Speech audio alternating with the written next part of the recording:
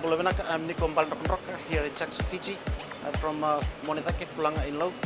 Love listening to Bula FM, especially when I'm stressed and tired. At the end of the day, love Bula FM. Talk about it in Bula FM. Setsan. Nadango Leonard Tulib, au wajib juga embah.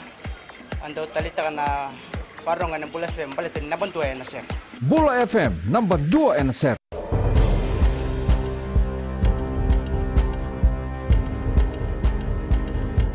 Ni sambulu binaka, se koyongo na baleleka ni nonde tukutuku na mbongende indai. Tukuna na ililu ni mata ni tume Papua New Guinea o Peter O'Neill ni beiboli kama itu bagandua na maliwe ni mata ni tu o PNG ke viti rao ni wali na kiana ngau ni sala totolo. Barita na tikinongo ni oti na nona beauty ni asyang ni murio viti sona vendi ni dinati ni beiboli kasanitaki na ruku ni MSG Trade Agreement na tirika diwa sangulu kawalu.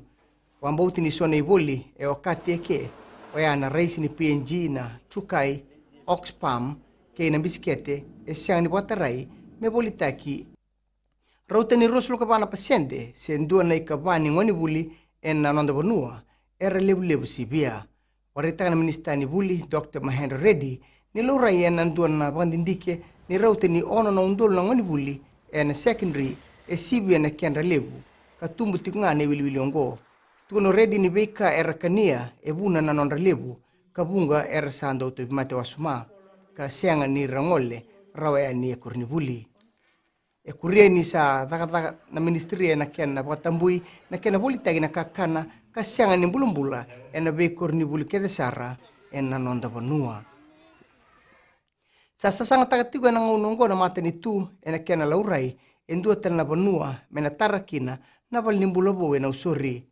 wareta na minister nimbula Rosie Akbar na palimenti na matakan ni kuwa ni sa laylay na banua ka laurai to umanda me baka ni sa tumbu sarti ko tolo na wili ni leon banua boy tiko na tao ni ongo tukono Akbar ni senga ni se bandi taki na ngongo na banua bo ka sana tarakina na bal nimbula kuria ni rawo ni na laki bo ngataka na benga rabi ni tambana nimbula na boy tiko na usori na bal nimbula na usori wani mbokasi ke na Mokani Health Center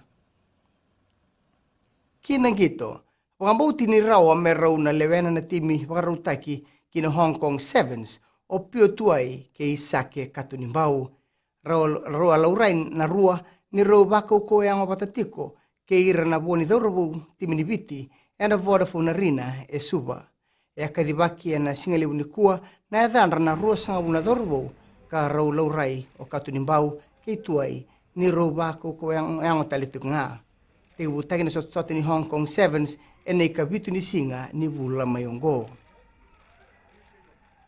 May dabekir na paleleka ni nonde tukutuku na kenekuri rao ni nasema na steseni na Radio Fiji 1 ke Nambula FM. Ni pwedeng naka.